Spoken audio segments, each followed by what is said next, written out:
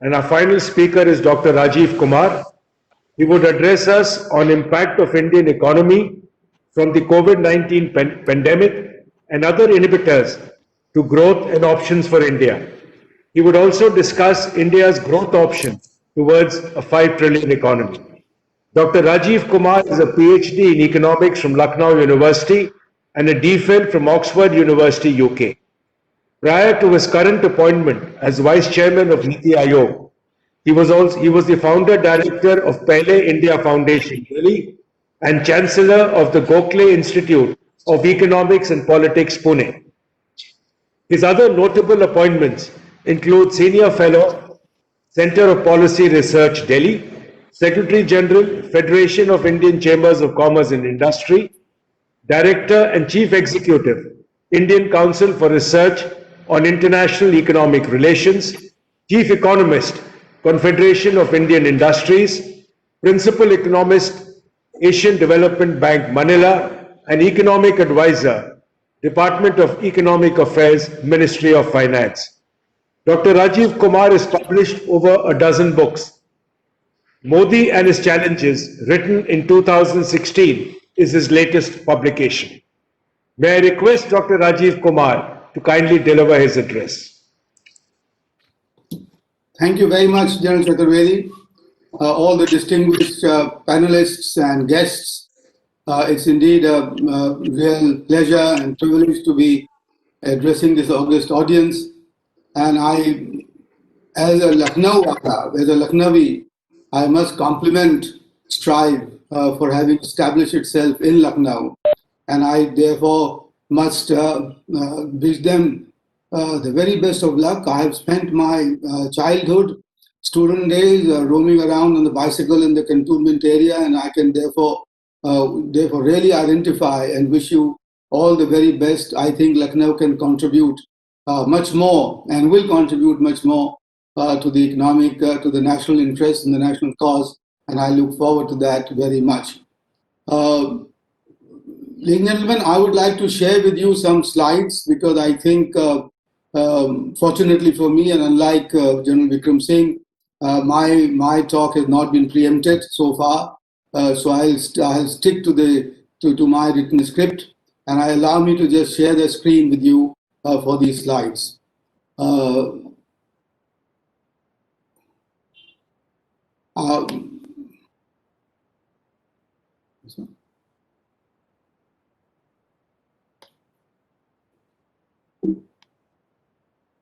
So here I go, and I'll talk to, as I said, I'll take you through the global economy and the Indian prospects for the $5 trillion economy.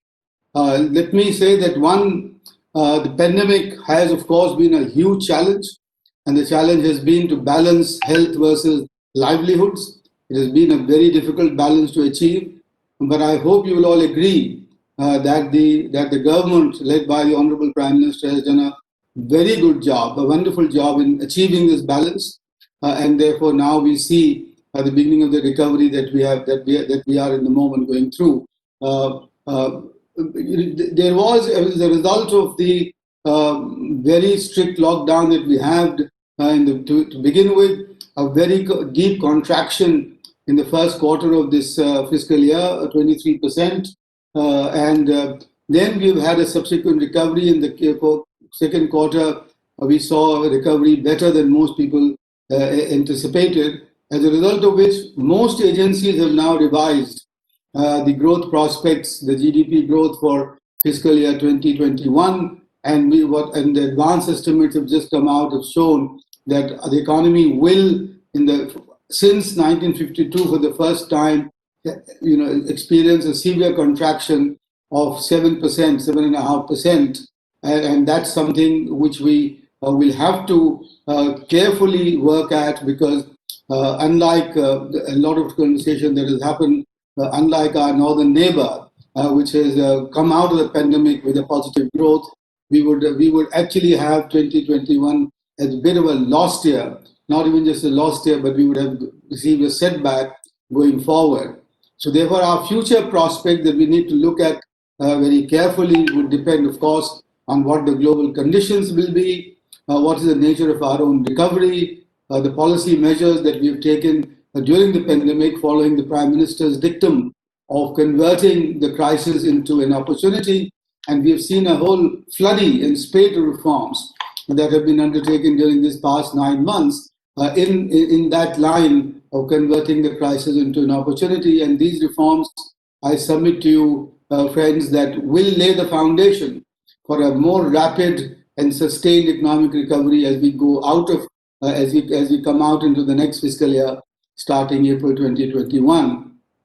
But of course, there are certain constraints that we have to be cognizant of, and I think those constraints will require further policy action as we go forward. Ladies and gentlemen, I want to emphasize, and I want to emphasize with all the strength at my command, that the economy remains the most important critical area for us, for India to achieve its due position in the global economy. We need to develop a consensus, a convergence of the views that all that we do, we must make sure that our economic strength, our economic recovery, our economy grows from strength to strength. If you remember, this will be the only mantra, I say it on purpose, that the best foreign policy for India and the best geostrategic policy for India will be to strengthen its economy and make sure that we achieve double-digit growth rates as we go forward for a sustained period of 2 to 3 decades. If we don't achieve that, despite all our best aspirations and wishes and talk and rhetoric, we will not be able to compete with the global powers, and we will see our influence not declining, including in the not just the Indo-Pacific region, but maybe even in the South Asian region, where it will be a real pity if that we allowed that to happen. Let me now go forward. I said this on purpose right up front because I think that's something that need much more emphasis than we tend to give in our conversations and our dialogue at the moment. On the global conditions, you would have seen that the global economic growth is expected to rebound for about 5.2%. This has been the worst depression since contraction since the Second World War. And I give you a chart here since 1900, and you see how the global economy has grown from $1.9 trillion today to $89 trillion.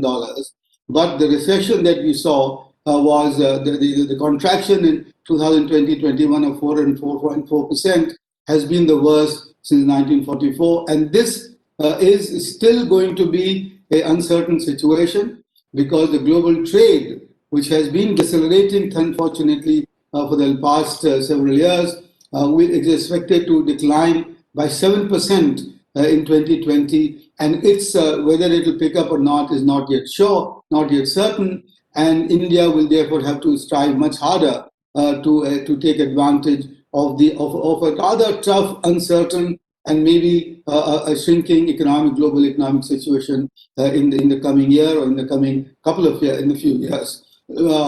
And this is, you can see that this is accompanied with rising trade protectionism, which is similar to the Great Depression. And this is where I hope the Biden administration will change its track from the Trump administration, and we will see more multilateral, rules-based trading order going forward, and lower protectionism as we see going forward. Ladies and gentlemen, let me point to you one thing, which is that if and when the next Cold War starts, it will be completely different from the previous Cold War. Because in that previous Cold War, the Soviet Union and its system around it, the Comecon, was completely unconnected to the Western world, to the OECD economies. In this occasion, China and America are tied as umbilical twins. And the recent EU and China investment agreement has shown that China is today investing $12 billion a year in the EU, while EU invests $7 billion in China. Japan, Korea, US are all umbilically tied to China, and therefore we will not have two systems which don't relate to each other. So we should be careful of that, because I don't think we will get enough strategic space in this Cold War as we thought in the earlier one, and where we could create a non-alignment movement. Those economies will play a game which is both cooperate and compete and challenge each other, and we need to take that on board. Gentlemen, on the other side, what happened there? Uh, 1 second. Grover, ये नीचे क्यों जा रहा है? हाँ? Sorry, gentlemen. The economic situation is already there is an amazing buildup of debt, which is now about 370% of the global GDP. The world is awash with liquidity, and this is create another bout of uncertainty for us. As OECD deleverages and contracts this debt, we will face tougher headwinds going forward. The most important slide that I wanted to show you on the global conditions is this one. This period has marked an amazing growth of China in the last since 2007. You can see Chinese share now at 17.7% of global GDP. If you look at our share, India's share is 3.1, but please go back to 1989 and you will see that our share and China's share was exactly the same at 1.8, 1.7%. But since 1989, in the last 4 decades, China has managed to outstrip us. And today we see the situation that the Chinese share in global economy will probably become larger than the US going forward in the next, not even 15 years, but less than 15 years. And that's the time horizon that we should be planning for. What do we want to do in the next 15 years to counter that? And similarly here, the Chinese, as you know, the per capita incomes are now about 5 times our. And that's the real hard power that we should be focusing on, because without that, our defense allocations, our port fuel availability to counter and to become one of the global players will be quite minimal, will be quite constrained as we go forward. This change today, that China accounts for a larger share of world GDP than EU combined, I think is something that we should be very cognizant of as we go forward. In our own system, coming back to India now, we have given ourselves a target of $5 trillion dollar economy by fiscal 25-26. This requires that we grow in nominal terms at 15.3% every year. That means at least 10%, 9 to 10% in real terms. Given inflation of 5 or 6%, 4 or 5%, an inflation rate higher than that, we can't afford to go forward. Now, this is the challenge before us. Now, that can we grow at 15.3% in the coming year, and from starting with 21-22, and for that, the prospects are very good, because our economic recovery, as I said, has been much stronger than what most people had anticipated. I show you here a number of sectors where our industry has performed much better, in the second and third quarters, and I expect that this recovery will take hold going, in 2021, in 21-22, and I have myself predicted that we will grow at least at 15%, if not more in nominal terms, in 21-22, which will not be very big, because that will mean in real terms we will grow at 10% after a decline of 7.5%, which means that in March of 22, at the end of March of 22,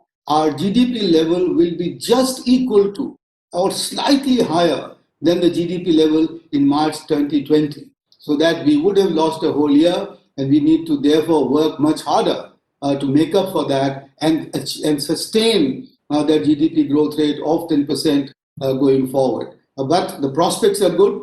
Our economy has rebounded. Our industry is taking up the challenge. And as far as the government is concerned, I don't want to go into those details for the lack of time. We have done our best to undertake the reforms, whether it is in labor with the four labor codes, whether it's in ease of doing business, which we have improved, with in commercial coal mining, or the IBC, or the GST. I mean, there is a whole slew of reforms that have been taken, including the agriculture reforms, which are at the moment being contested by a small section of the peasantry. I think those are the reforms, and we'll, going forward, these will be further deepened and sustain this recovery. In gentlemen, however, there are four major bottlenecks that we need to look after. One is, first is the lack of adequate capital for required investments. The second is unreliable and very high cost of energy, and the dependence of 80% or more of our on imports of our fossil fuel, and therefore the necessary transition that we have to make to renewables and to green energy and lower our dependence on hydrocarbons. The third is the very unreliable and costly logistics, and finally the very high regulatory and compliance burden. Despite the fact that we have improved the ease of doing business, but at the level of the state governments, at the level of the local governments, our investors still don't find a conducive environment for growing their businesses and improving investment. Let me take you through these one by one. On the investment rate, China is still maintaining, it peaked at 51% of GDP as investment, and still got something like 42% it peaked at 43.8, it's still going at strong at 42, while we have peaked at about 34%, but now are down to 29, and the latest figures that have come are actually worse at 27%. This has to be ramped up. We need much more investment and domestic investment than we have at the moment. Our rate must go back to beyond 35%. We are a more efficient user of our capital because of the predominance of the private sector, but nonetheless, below 35% should not of the GDP would not take us to a 10% rate of growth, given the capital output ratios. This is I show you here the decline, as I talked to you earlier. Our investment. Hello, yeah. Somebody is talking. So anyway, so that's the decline that I already referred to. So I will leave it at that. Then you see, the question is that this DBT ratio, the debt to GDP ratio, is because our debt to GDP ratio is still very low, and especially our private debt to GDP ratio at 54% is much lower than some of the other countries that we've got there. And as you can see, China is 207%, and this is where this demonstrates the weakness of our financial sector, which we can discuss during the question and answer section, because our private investors are not able to get the debt required to make the investment that we need. And this is what we need to work at much more carefully and in a much more focused manner as we go forward.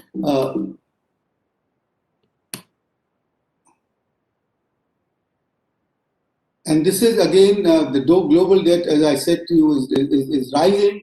But India, as you said, the total debt to GDP ratio is 122%. Japan is 444%. The government debt to GDP ratio is 68%. Japan again is much higher, and as you can see. But if you look at China, China has done better in keeping its government debt to GDP ratio lower, while its overall ratio is at maybe almost more than twice than ours. In the private debt to GDP ratio, China is 207%, while we are still stuck at about 55%. This is, I'm emphasizing this because this is the leverage that you have to build going forward if we want to ramp up our rate of growth. This investment will have to come in selected sectors, where our employment ratios are much higher, and these are construction, and these are some other infrastructure sectors where our employment intensity is 5 times that of the overall Indian economy. 0.2 for the Indian economy and 1.01 for construction. So therefore, government must now ramp up its investment. in the construction sector, whether it's in workers' housing, middle class housing, highways, ports and airports. But that's what is required to crowd in the private investment going forward. The second part and the third is the unreliable and high cost of power and the unreliable and costly logistics. These are depicted here. Please look at the first chart on this left hand. The ratio of industrial power tariffs to residential power tariffs, or the other way around, let me put it. The ratio of residential power tariff to industrial tariff is only 0.6 in India. We subsidize our domestic consumers by charging our industry extraordinarily high rates of power. And you look at the same ratio for residential to industry is 1.9 in Japan, 0.9 in China, it's almost equal. France is 1.7, Germany is 2.7, and UK and US is clear there. This has to change. This populism that has driven us to make our industry subsidize the domestic consumption, and which and I think has to change, because the emphasis, as I said, has to be on investment and investors in going forward. Now, this requires a consensus among the society, among all of us, whether we can afford and support the government on doing this when the change has to be made by the central and the state government. Similarly, if you look at the top right chart, the logistics cost in India is still almost 50% of the industrial value added, and it comes down to Korea at a very low level. This has to change, and there is therefore now the Special Department of Logistics in the Ministry of Commerce, which is trying to do this. Similarly, for average turnaround time in ports, 3.7 days. This is an old figure, 2016, but I don't think it's changed very much. It's, I think, come down to 2.8 now. But look at Japan, 0.3 days. Is, in one third of a day, they turn the ship around, while we take nearly 3 days to do so. And high-end regulatory compliance burden for all of us. This is an amazing map for you, which is taken from Team Lee's India, the head of which is Mr. Manish Sabarwal.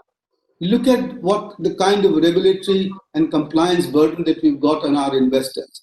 1,500 acts that they have to comply with, of which 677 are central, 859 states, 69,000 compliances, of which 43,000 remain with the state. Now, these compliances mean, for example, something as silly as schools having to take 12 permissions every year for what is called the essentiality criteria, that they are still required. Schools which have to conclude, sir, will have to do that. Similarly, there are requirements that on opening times, on times at which our restaurants and bars and hotels can work. All sorts of compliances. I've started this work. Niti Aayog is working started this work because the Prime Minister, when I made this presentation to him, he instantly asked all the line ministries and the state governments to make sure that we reduce these compliances when we go forward. Now, this is where we require. Ladies and gentlemen, on this slide, I want to emphasize that the most important thing today in India is to make sure that we develop a trust between the private investor and the government. We convert ourselves into a society which respects and recognizes the wealth creators, where we don't see those who are as wealth creators as people who are by definition not doing good for the society or not serving the national cause.